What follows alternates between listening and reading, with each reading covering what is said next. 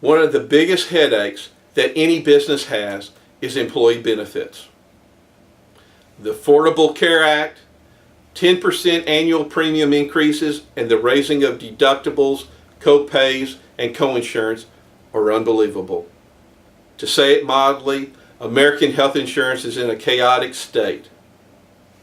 To make the best decisions regarding your group health insurance, it helps to understand the structure of health insurance and a particular principle of insurance.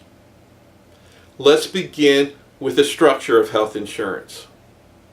When you acquire health insurance, do you believe that you are getting insurance from one insurance company?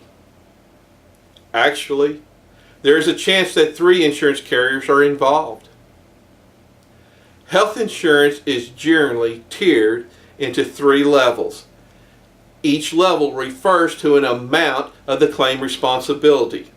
Therefore, the primary level begins with the first dollar of a claim and extends to a particular amount. For many years, the amount was $10,000. But now, many times, this level will go to the first $25,000 in claims. The second or intermediate level would be the next $100,000 to $250,000, whichever is in the contract, in claim responsibility. The final level would be any claim amount over the intermediate level. The final level is referred to as reinsurance. Since there are 3 levels and the levels are contractually defined, it is totally conceivable that your group plan has 3 insurance companies involved. And since the claim must go through the primary and intermediate level to get to the final level, which means the final level will have over a $100,000 deductible, and the number of claims reaching this point is much less, the final level is still very reasonably priced. Likewise, the claim must exceed the primary level to get to the intermediate level. As a result, the intermediate level will have a $10,000 to $25,000 deductible. And the intermediate level is actually fairly priced. However, the primary level, the first $10,000 to $25,000, is where all of the claims originate, and the vast majority of the claims do not exceed this level. It is a level of frequent and lower cost claims. Copay benefits add to an already extremely costly administrative expense. This level is very expensive and arguable that it is unaffordable for many consumers. If you are a small to mid-sized group, you should focus on a strategy for the primary level. The insurance principle that is critical is insurance is a tremendous tool for the transfer of risk of low frequency and high catastrophic losses. The principle is why the final or reinsurance level is very reasonably priced. In the final level, there is low frequency and the losses can be huge. This level is a perfect fit for insurance. But the primary level is high frequency with a low claim cost. Think about your doctor office visits and prescription co-pays. Insurance is not a good transfer tool for these areas. The violation of this insurance principle is one of the main reasons why the copay style plans have increased in premiums so much over the past 20 years. In fact, I predicted today's situation when copays became popular 30 years ago. Our situation was not avoidable. It was inevitable.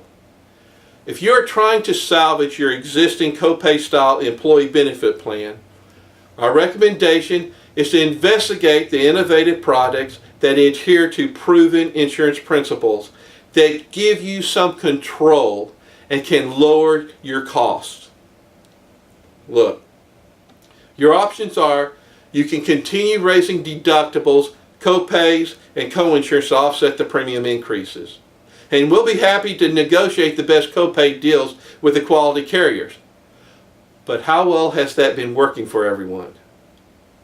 Another option is to replace the plan with something else. Or the other option is to discontinue your employee benefits and be faced with possible governmental penalties. The choice is yours. I'll give you an example of why we like the innovative approach. We were contacted by a church regarding their employee benefits. The church was a member of an insurance trust. The trust was going out of business. The church contacted us for our assistance.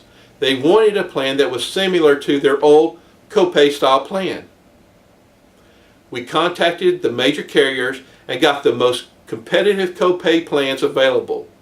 We also got quotes for health savings account plans. Both style plans were presented. A retired insurance agent was one of the elders. Largely because of his support, and the HSA plan had a $60,000 lower premium, the church chose the health savings account. 2 years later, the church's renewal had a 4.5% reduction in premium. Superior coverage and a lower premium is a combination that is hard to beat.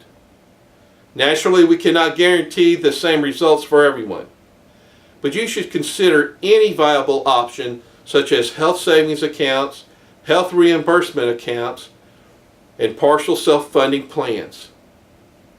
And if you need information about the Affordable Care Act, which has also been called Obamacare, along with many other names, we plan on including a video in the future on this topic. But before I close, I'll mention if you need a plan to avoid the $2,000 or $3,000 per employee Obamacare penalty, there are minimum essential coverage and minimum value plans available. These plans should not be considered major medical plans. They are not free, but they are far more affordable than the penalties. And upon your request, we'll be happy to provide you with information regarding these type of plans. If you are interested in our services, please contact us at your convenience. But please do not wait until the last minute. Good luck and take care.